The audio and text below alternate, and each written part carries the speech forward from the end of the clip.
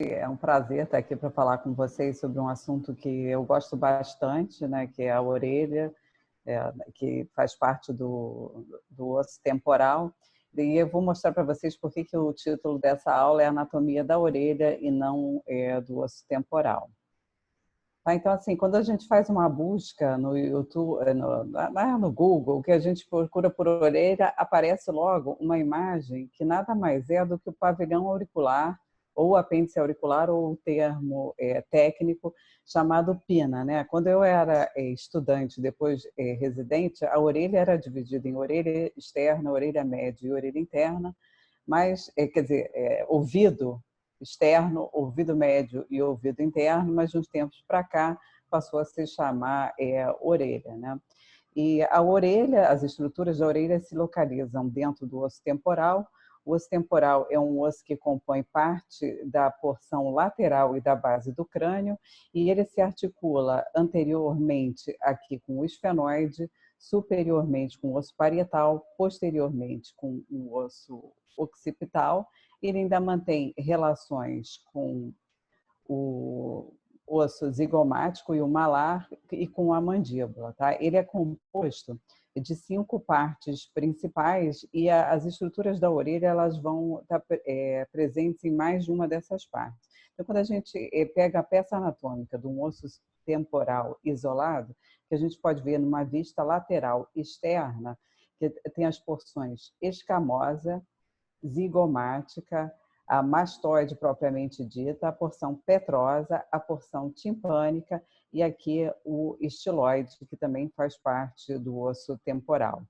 Nessa figura que a gente mostra a eminência arqueada, a fossa glenoide, onde vai se articular o côndilo da mandíbula, e aqui no asterisco o conduto auditivo externo. Essa outra é uma vista inferior, com a porção anterior aqui e a porção posterior para cá. Então, a gente vai ter aqui a fossa glenoide, a fissura temporopetrosa, aqui a gente vai ter a mastoide propriamente dita, a jugular e aqui o canal paracarótida. Então, a orelha ela vai compreender várias dessas estruturas de algumas das porções do osso temporal, tá? Aqui um corte transversal, ilustrando que aqui em rosa a gente tem a porção mastoide, em azul a porção petrosa, em verde a porção escamosa do osso temporal e nesse rosinha mais claro aqui a porção timpânica. Então, é um corte seccional onde a gente consegue delimitar as estruturas da porção mais externa para a porção interna. Então, a gente tem aqui o pavilhão auricular, o conduto auditivo externo, que tem 2 porções, uma porção membranosa ou cartilaginosa e uma porção óssea. Aqui a membrana timpânica, delimitando o espaço entre a orelha externa e a orelha média.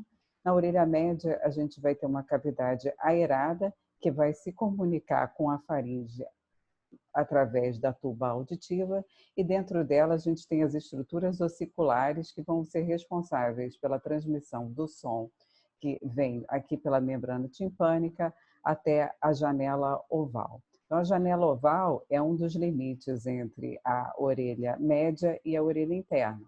Na orelha interna a gente vai ter as estruturas do labirinto, que são a cóclea, o vestíbulo, os canais semicirculares e o conduto auditivo interno, que dá passagem aos nervos do 7º e 8º par, um de cada lado. Aqui os ossículos em detalhe, né?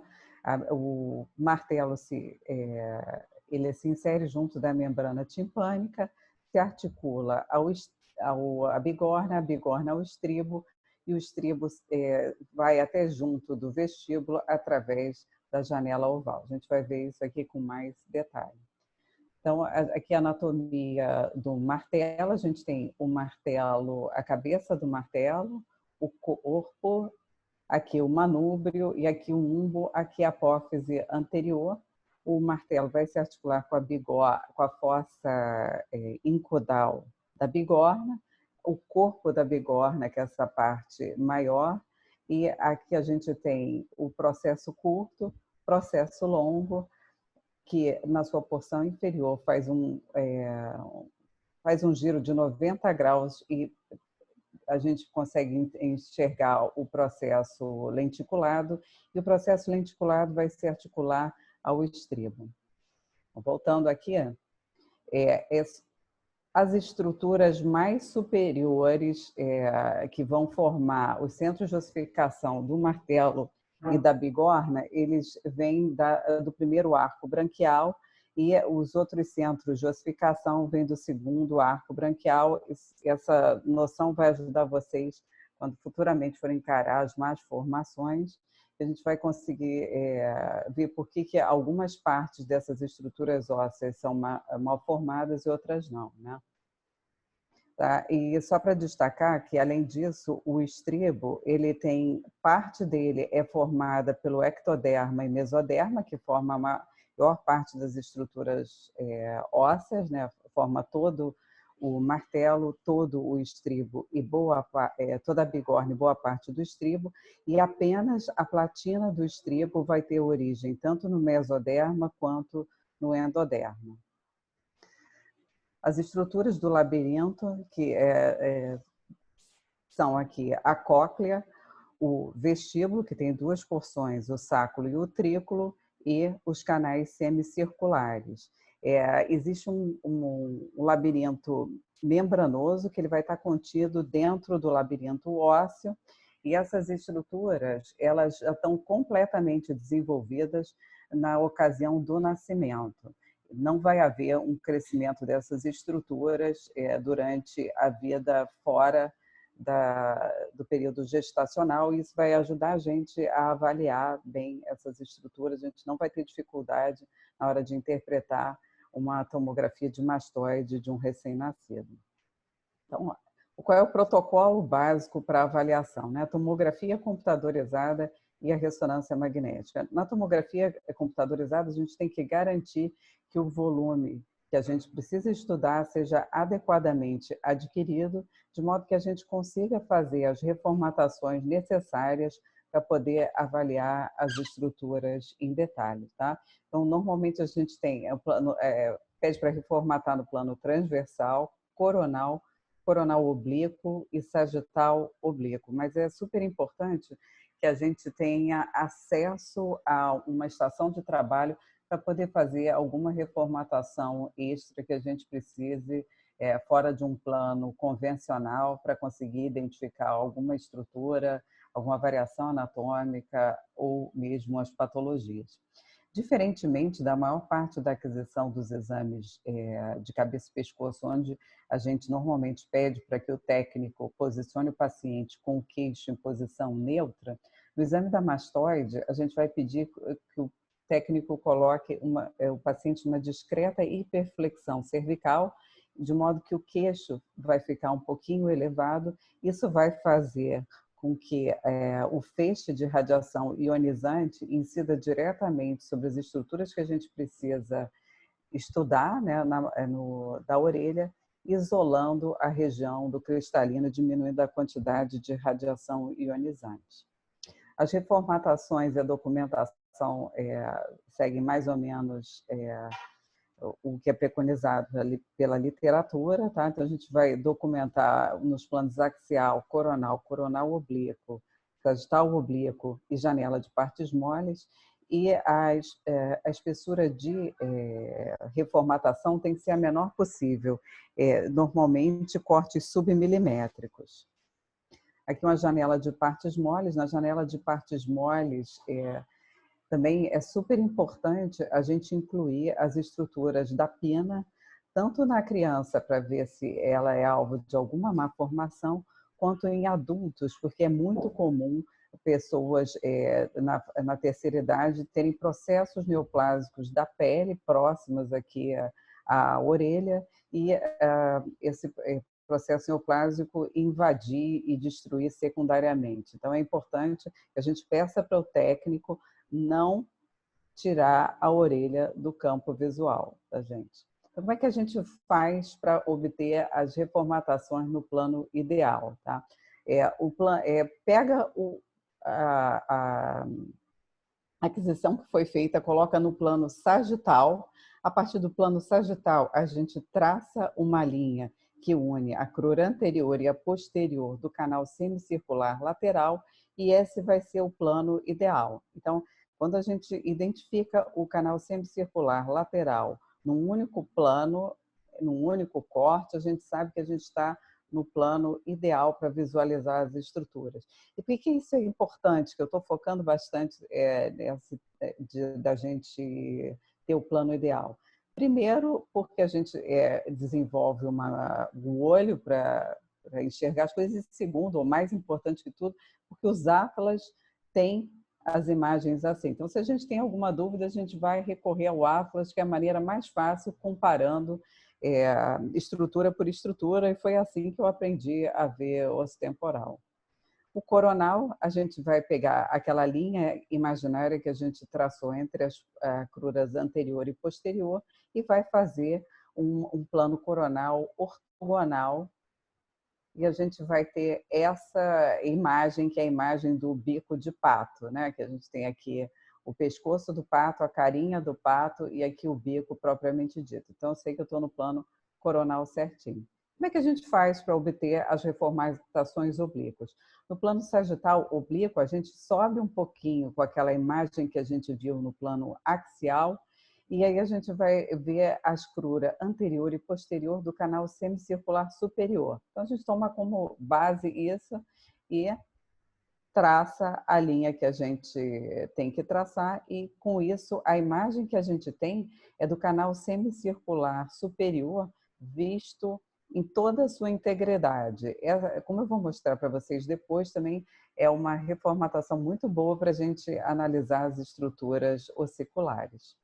E aí, o coronal oblíquo, a gente vai pegar aquela imagem do sagital oblíquo e vai traçar um plano totalmente perpendicular, exatamente perpendicular a esse plano.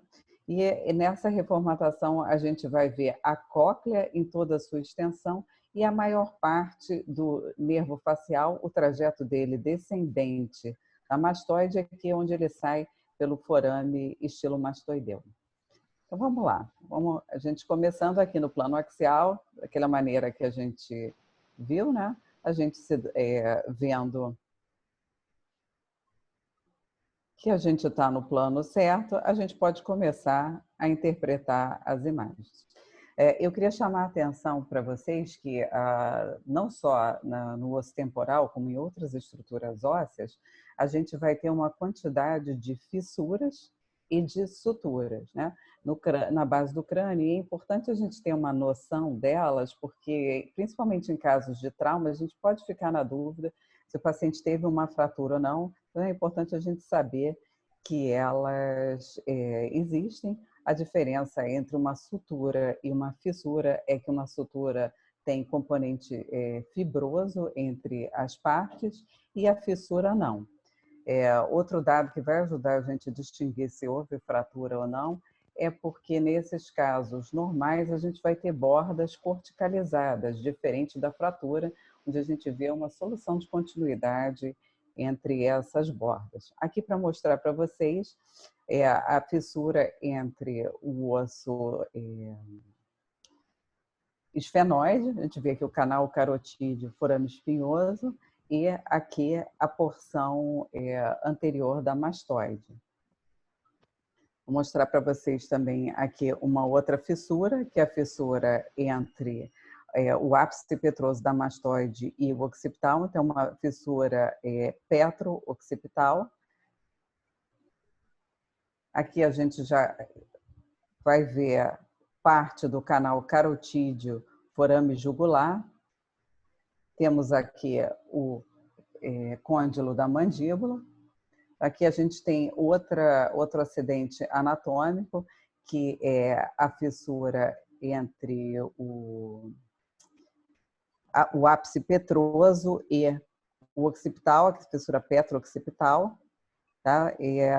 A gente prestar atenção que a gente vai ter outras fissuras no interior da mastoide. Então, essa é a fissura entre o osso timpânico e a mastoide, fissura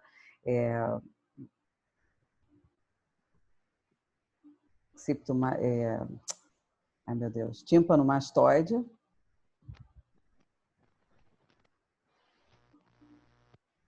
E aqui a gente começa a ver já outros acidentes anatômicos, aqui a gente acompanhando o trajeto do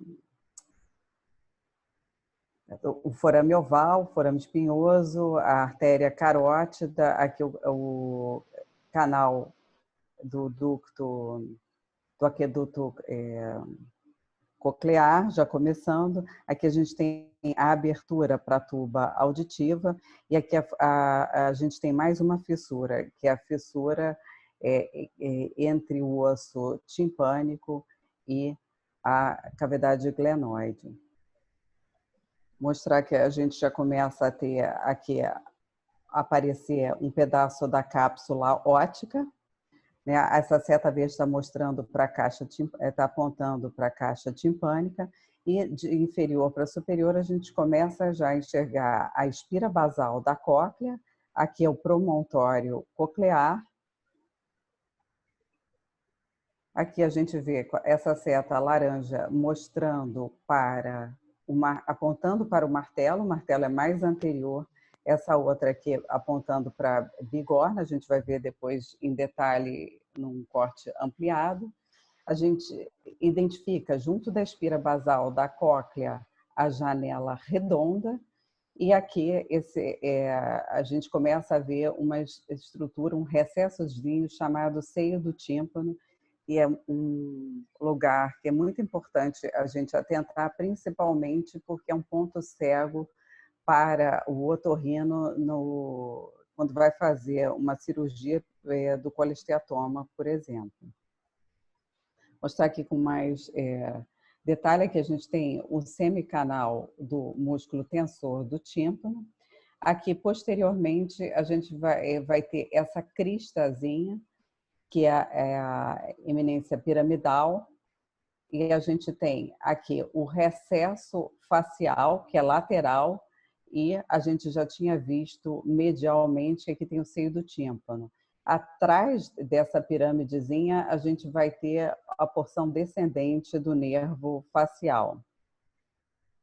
Então, aqui a gente tem martelo, bigorna e o estribo. O estribo ele é mais difícil da gente ver, porque ele é uma estrutura óssea muito delicada, muito delgada, e às vezes a gente tem que trocar a janela para conseguir ver. Alguns gostam de usar a janela de pulmão para poder avaliar a estrutura do estribo. Eu normalmente uso a janela invertida. Aqui é uma imagem que a gente consegue ver um pouco melhor a superestrutura do estribo. Então, aqui a gente tem a cabeça do estribo, tem a crura anterior, a crura posterior e a platina do estribo, que vai se inserir na janela oval. A gente, nesse corte, consegue identificar também o conduto auditivo interno, que tem uma área alargada que é anterior junto da cóclea, que é o poro acústico interno, onde vai vir o nervo coclear. Existe um arcabouço delgado ósseo, que é da estrutura da cóclea, chamado modíolo, e a gente até consegue enxergar outras estruturas bem delgadas, como aqui a lâmina que faz a divisão entre a escala vestíbule e a escala tímpane da cóclea. Posteriormente, a gente consegue ver a divisão do nervo vestibular, aqui é por onde passa o nervo sacular para o vestíbulo, e aqui um pedaço do canal semicircular posterior. Aqui, martelo, bigorna, crura anterior do estribo e a crura posterior. Essa seta laranja mostra aqui o músculo tensor do tímpano. Então, aqui a gente, voltando às estruturas da cóclea, a gente consegue ver nessa cóclea aqui esquerda o modíolo, que dá sustentação para a cóclea, e as três espiras dela, a espira basal, espira média e espira apical. A gente consegue ver aqui apontando em verde um pedaço já do canal semicircular posterior e as setas azuis apontando para o aqueduto vestibular, que vai ligar aqui a região do ducto saco-endolinfático até o vestíbulo. Então, aqui aquela clássica visão do sorvete, que a cabeça do sorvete é a cabeça do martelo. A gente consegue identificar um pouco mais escurinho aqui a fossa incudal da bigorna, onde se articula a cabeça do martelo, o corpo da bigorna e o processo curto. Esse tracinho que vai para trás, aqui é o processo curto da bigorna. Aqui a seta roxa está mostrando para uma porção do nervo facial e que a gente vê a parte do vestíbulo. Nessa outra imagem, a gente vê aqui um pedaço já do canal semicircular lateral. Essa porção aqui para onde está apontando a seta laranja é o epitímpano. Então, a cabeça do martelo e a fossa incudal, corpo e processo curto da bigorna, elas se localizam no epitímpano. O epitímpano, posteriormente, tem uma área estreitada chamada de ádito, que é a porção que dá acesso ao antro da mastoide. Tá? Então, essa área aqui é o adductus ad antrum. A gente consegue ver aqui o ádito desse outro lado e o antro da mastoide abrindo, né? Então, assim, é como se ele fosse um corredor de passagem entre a cavidade timpânica e a cavidade mastoide propriamente dita. Aqui para mostrar que do conduto auditivo interno também existe uma outra abertura para a passagem do nervo facial, que é chamada de hiato facial.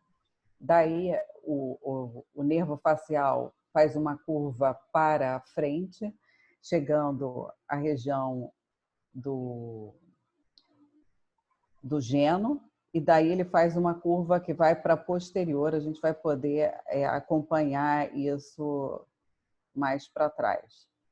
Bom, voltando aqui aos canais semicirculares, a seta verde mostra para a crura anterior do canal semicircular superior, a seta laranja aqui mostrando para a cruz comum entre a crura posterior do canal semicircular superior e a crura anterior ou inferior do canal semicircular posterior.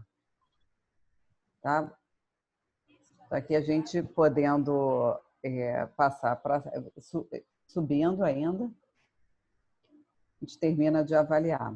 Então, o coronal, aquilo que a gente falou, que vai ser um plano ortogonal ao que a gente obteve no plano axial.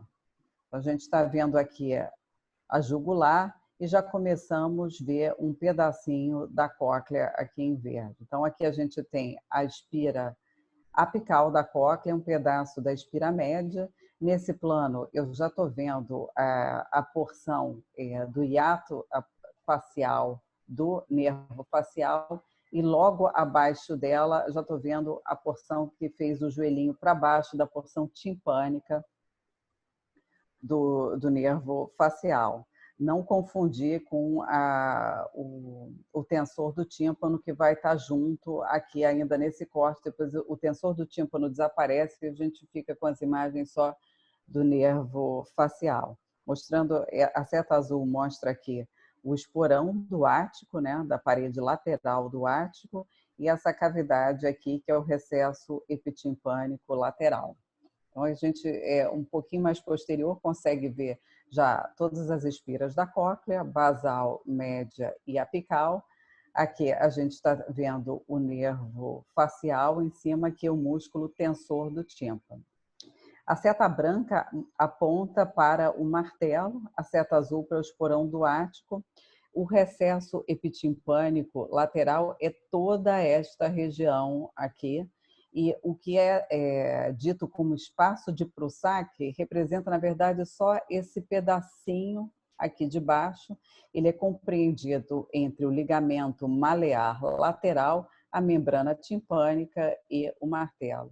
Os colesteatomas normalmente vão se formar nessa região, mas eles não vão respeitar o ligamento malear, e eles vão invadir aqui o epitímpano. Aqui a gente já começa a ver um pedaço da bigorna, né? E aqui a gente ainda tem o esporão do ático, mostrando aqui o facial ainda e o tensor do tímpano. Aqui, nesse corte, eu já consigo ver a bigorna, um processo longo dela, essa extremidade pequenininha, que a gente também vê mal, tem que ampliar, tem que janelar, para a gente conseguir ver adequadamente, é o processo lenticular, que vai se articular com a superestrutura do estribo. Só para mostrar aqui, a gente vai ter como referência o septo de Kerner, né, que é um septo completo na maioria das mastoides, e ele é dito como podendo, digamos assim, segurar as infecções da mastoide, evitando que elas se estendam ou de lateral para medial ou de medial para lateral. Aqui a gente já tem a porção timpânica do nervo facial, e aqui está um pouquinho difícil de ver, mas é o estribo se inserindo na janela oval. Tá? Essa é um outro corte, a gente consegue ver uma esquirolazinha óssea nessa região, que é a crista falciforme, e aqui a gente tem o vestíbulo, com canal semicircular superior, canal semicircular lateral, nervo facial, janela oval, que é essa daqui onde está se inserindo o estribo, e a janela redonda. Então, são duas as interfaces entre a orelha média e a orelha interna, que são a janela oval e a janela redonda. É super importante a gente avaliar também o grau de aeração e se existe alguma densidade óssea anormal nessa região, para a gente poder ver se tem uma otosclerose, se algum processo inflamatório está atingindo ou não essa região. Aqui, novamente, canal semicircular lateral e abaixo dele a porção timpânica do nervo facial. Aqui a gente já começa, aqui a jugular, a gente começa a ver o aqueduto vestibular. Aqui mostrando já a porção descendente do nervo facial, esse é um corte já bem posterior, então a gente tem só um pedacinho do canal semicircular superior, canal semicircular lateral, a janela redonda aqui terminando. Mostrando aqui a porção ampular dos canais semicircular superior e lateral. O plano coronal do ouvido, que é onde a gente vai ver aqui a cóclea em toda a sua extensão e o nervo e o trajeto do nervo facial, principalmente a porção descendente, porque a gente tem novamente a ampola do canal semicircular superior, canal semicircular lateral, um pedaço da cóclea, aqui a janela redonda, a gente já consegue ver espira apical da cóclea e um pedaço da espira média. Aqui a cóclea em quase toda a sua extensão. Aqui a gente tem a janela redonda. E aqui, em amarelo, a gente vê a porção descendente do nervo facial.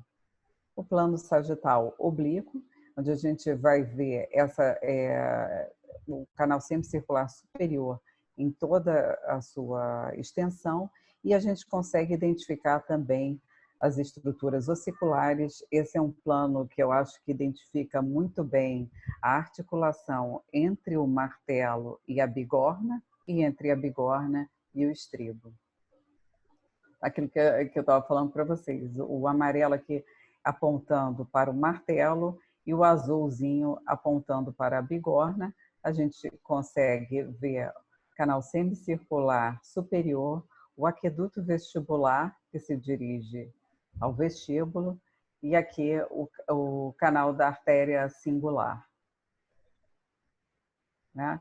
Essa porção que está apontando aqui para baixo é a porção do canal semicircular lateral. A seta laranja mostrando para essa variação anatômica que é encontrada com muita frequência, que é o canal da artéria singular. Isso aqui é uma variação anatômica que pode ocorrer quando não existe uma fusão completa da porção timpânica do osso temporal, que é esse pequeno orifício chamado forame de Husky, e ele vai permitir comunicação entre a fossa glenoide e as estruturas da orelha. Queria chamar a atenção para vocês também nesse slide, essa membrana timpânica, aqui ela está espessada. Olha como é que a membrana timpânica é vista normalmente do outro lado. Ou ela não é identificada, ou a gente tem muita dificuldade para identificar. Então, esse é o aspecto normal da membrana timpânica. E pacientes com essa persistência do forame de Husky podem ter quadros infecciosos que venham da orelha para a ATM ou da ATM para a orelha. Esse aqui também eu achei que era importante a gente mostrar que a gente usa o plano coronal reto também, sem angulação, principalmente em pacientes que vão ser levados à cirurgia. A gente vê a diferença da altura entre a porção mais inferior da fossa craniana, a média, e aqui a da orelha, porque se esse paciente tivesse que ser abordado cirurgicamente, o cirurgião tem que saber que tem que entrar com cuidado, levantar o lobo temporal para ganhar acesso às estruturas da orelha interna. No plano sagital reto, é super importante também a gente avaliar essa distância entre a porção posterior do conduto auditivo externo e o seio sigmoide, para eles terem segurança na hora de fazer o drilling para abordar cirurgicamente a mastoide. Na ressonância magnética, a gente vai ter um protocolo básico, e aí eu acho que é mais importante para a gente, do ponto de vista da anatomia, é obter boas sequências tridimensionais, sobretudo as fortemente ponderadas em T2. Cada fabricante vai ter o seu nome, vai se chamar CIS 3D, Fiesta, Thrive. Eu gosto de obter também T1 e T2 nos planos axial e coronal, difusão.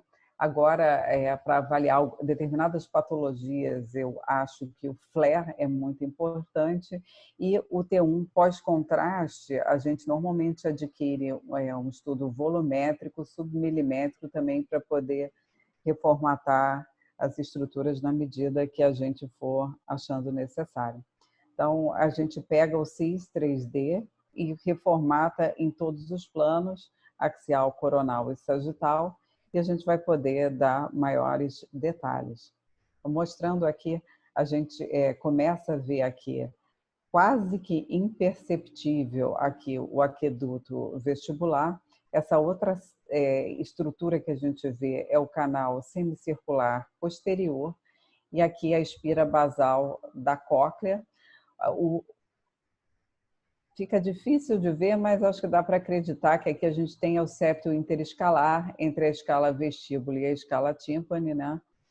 Acho que dá para ver, a gente consegue enxergar também muito bem cisterna pré-pontina, cisterna do ângulo ponto cerebelar, as relações com o cerebelo, com os grandes vasos da região, porque a gente tem canal semicircular posterior, a espira basal, e já aparecendo um pedacinho da espira média da cóclea. O modíolo a gente vê invertido, né? Aquilo que era branco na tomografia fica preto na ressonância, porque é o osso, e a gente consegue ver bem as estruturas da cóclea. Mostrando para vocês aqui em vermelho, apontando para o nervo coclear, que se dirige à cóclea, aqui pelo poro acústico interno, e aqui em verde apontando para o nervo vestibular, né, que vai sair aqui por esse outro pequeno forame, o azul mostrando o vestíbulo, que a gente vê parte do canal semicircular lateral, aqui parte do canal semicircular posterior. Nessa outra imagem a gente consegue ver bem o modíolo aqui, que é esse cinzazinho mais escuro. Mas, novamente, a seta vermelha apontando para o nervo coclear e a seta verde apontando para o nervo vestibular. Aqui a gente já vê essa outra estrutura, que é o nervo facial. E quando a gente pega um plano sagital, que a gente tem que fazer um sagital estrito do conduto, ou seja, ele vai ser um sagital meio oblíquo, né? A gente vai ver aqui posterior e aqui anterior os nervos vestibular superior, nervo vestibular inferior. Algumas vezes se consegue identificar o nervo intermédio, mas nos aparelhos de 1,5 Tesla eu acho bem complicado. E a gente vai ter aqui o nervo, o sétimo, que é o facial, e abaixo dele o coclear. Os americanos criaram esse mnemônico, né, do 7-up e coke down, e a gente consegue ver que esses nervos têm mais ou menos a mesma espessura. Vale destacar que o nervo coclear ele tem que ter pelo menos o mesmo diâmetro do nervo facial nos indivíduos. Então, queria passar para vocês que a anatomia da orelha é assim, a gente tem muito detalhe, vai ter poucas variantes, todas elas estão bem ilustradas nos atlas que vocês podem ter acesso. E acho que o principal é a gente não ter medo de olhar a mastoide e saber que a gente tem que ver estrutura por estrutura. Eu acho que é super importante a gente ter metodologia na avaliação. Então, assim, embora a gente fala, plano axial, plano coronal, plano sagital, o que eu faço? Na minha estação de trabalho, eu já reformato todas as imagens e ponho bem grandes e ampliadas e vou vendo estrutura por estrutura. Então, eu vou olhar o martelo completamente, a bigorna, o estribo, a cóclea, em todos os planos. Se a gente não consegue fazer isso porque não tem uma estação de trabalho adequada, é importante que a gente aí se baseie em cada um dos planos anatômicos e procurar essas estruturas ou a ausência delas ou a alteração de posicionamento para a gente poder se orientar. E é isso que eu tinha para falar para vocês. Acho que não precisa ter medo da mastoide. As estruturas são pequenas, mas é muito fácil da gente identificá-las. Então, acho que o que eu tinha de mais importante falar para vocês é: coloquem o plano adequado e daí vocês vão conseguir se orientar. É isso. Aí queria agora abrir para a gente poder conversar e se vocês têm dúvida eu posso voltar. Você vai iniciar o vídeo? Quem quiser pode fazer perguntas. Mas aí, como é que se controla isso?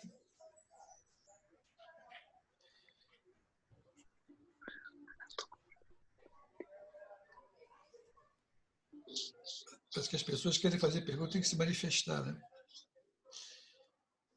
É só abrir o áudio e falar que a gente ouve, né? O áudio fica bloqueado enquanto está apresentando, é só abrir o áudiozinho e perguntar.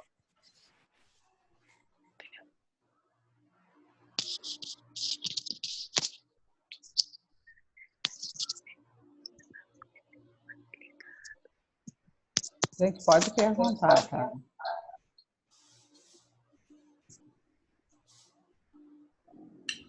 Ana, alguns detalhes aqui. Durante sua apresentação, a gente lotou a sala. Chegou a 100 pessoas pela maior parte do tempo. Foi muito boa a aula. Parece que as pessoas gostaram muito. Todo mundo ficou o tempo inteiro na sala praticamente lotada. Ah, que bom, que bom. Fico com medo, às vezes, do assunto parecer um pouco árido, né? Um pouco estéril, ainda mais falando de anatomia. Mas eu fico Ana, feliz. Oi. é a Lu, tudo bem? Oi, Lu, tudo e você? Tudo bom, sua aula foi muito maravilhosa. Vou te fazer uma pergunta. E contraste? Contraste na TC, existe ainda alguma indicação para os residentes saberem? Sim, como é que a gente faz? Como é que a gente lida contraste e mastoide? Tá, então vamos dividir. O paciente que chega para uma avaliação de um processo crônico sem suspeita de infecção, normalmente a gente não faz contraste. Agora, paciente de qualquer idade que tenha suspeita de infecção, febre, a gente adquire sempre com contraste. Tá? Então, é super importante. Se vocês quiserem, a gente pode falar num outro dia sobre os processos inflamatórios da mastoide, e a utilização de meio de contraste é super importante. Qualquer paciente também que tenha histórico de câncer de parótida, de pele, a gente tem que avaliar também com contraste venoso na tomografia. Obrigada, Ana. Nada, Lu? Ana Luiz Alberto, eu achei a sua aula ótima, mostrou que tem absurdas coisas que eu não sei, entendeu? E a gente tem cada vez mais detalhar mais essa anatomia. E também isso é uma coisa seguinte, que o profissional que não lida direto com o otorrino, ele fica meio negligente, porque também ele não é exigido de certas coisas. Né? Então, para a gente ter uma boa acurácia nesse negócio, a gente tem que ser exigido pelo otorrino e poder dar aquelas informações detalhadas que vão facilitar a vida dele. Mas a aula foi espetacular e queremos ver se a gente marca logo uma aula de infecção, uma aula de tumores. Acho que é importantíssimo.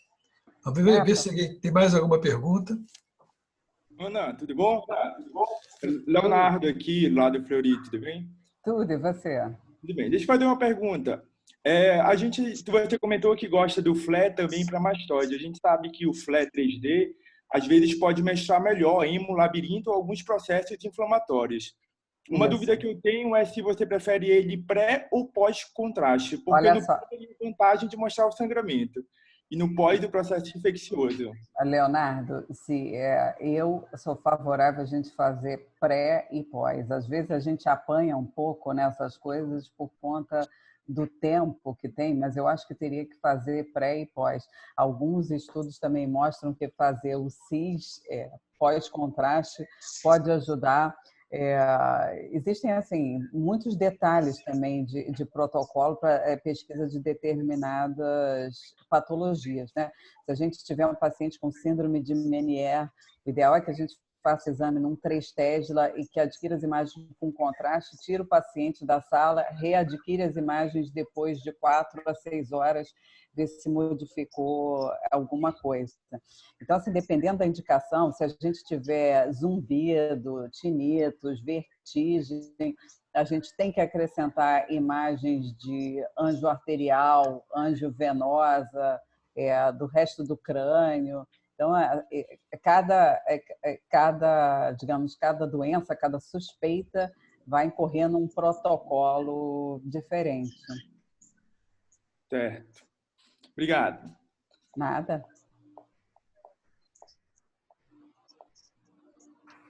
Esse aqui eu falei mais num protocolo básico para exame visando anatomia, né? Sim, entendi. E assim, é outra coisa que eu queria falar, a gente na mastoide a gente usa um protocolo com uma dose de radiação que não é desprezível, né? A gente dá uma fritada no doente com raio-x, então a gente tem que se esforçar para dar o máximo de informação possível e não ter que repetir aquisição, né? Essa parte de radiação é muito importante naquele. Muita gente negligencia isso. Exato. Então, assim, a gente tem que se esforçar mesmo para dar o máximo de informação. Eu até, digamos, nos próprios serviços que eu trabalho, eu acho que o modelo de laudo que a gente tem como normal é resumido demais, principalmente para quem está começando, porque, digamos que um modelo de laudo mais complexo vai fazer com que as pessoas tenham um checklist das estruturas a serem visualizadas na cabeça, né? Mas eu entendo que a gente tem que tentar ser o mais sucinto possível mesmo. Eu não gosto de escrever demais da conta, porque acho que as pessoas têm preguiça de ler.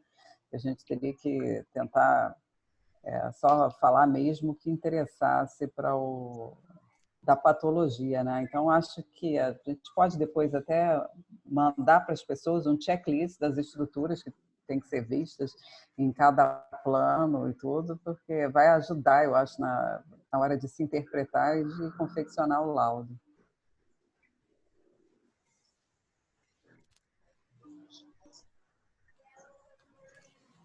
Alguma pergunta mais?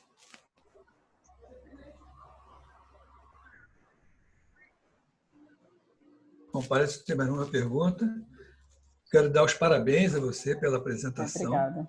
E estamos aguardando logo você aparecer com outras coisas. Não, tá certo. Patologia inflamatórias, infecciosa e depois tumoral. Acho que seria uma coisa muito boa. Tá joia. Ok? Só marcar com a gente divulga e vamos em frente. Tá? Muito obrigado, tá então. Bom final de feriado aí para todo mundo. E fazendo aí, preenchendo esse momento difícil que a gente está vivendo, pelo menos a gente aprende, né? Aprende alguma coisa, né? Se dedica mais ao aprendizado. Então, todos estão colaborando agora e está sendo muito proveitoso. Principalmente os nossos residentes todos ficaram prejudicados, né, pelo afastamento, né? Sim. Então, a gente tem essa maneira de trazer conhecimento para eles. Exato, e para a gente também, né? Que eu acho que sempre que a gente vai fazer uma apresentação, quem mais se beneficia, a gente mesmo, aprende a gente tem que fazer uma revisão extensa, reavaliar conceitos, ver o que serve de novo na literatura. Eu acho que isso é muito bom. É isso mesmo. Então, gente, vamos terminar aqui. Muito obrigado, Ana. Muito obrigado a todos. Obrigada, e vamos continuar gente. por aí. Tchau, gente. Tchau, tchau.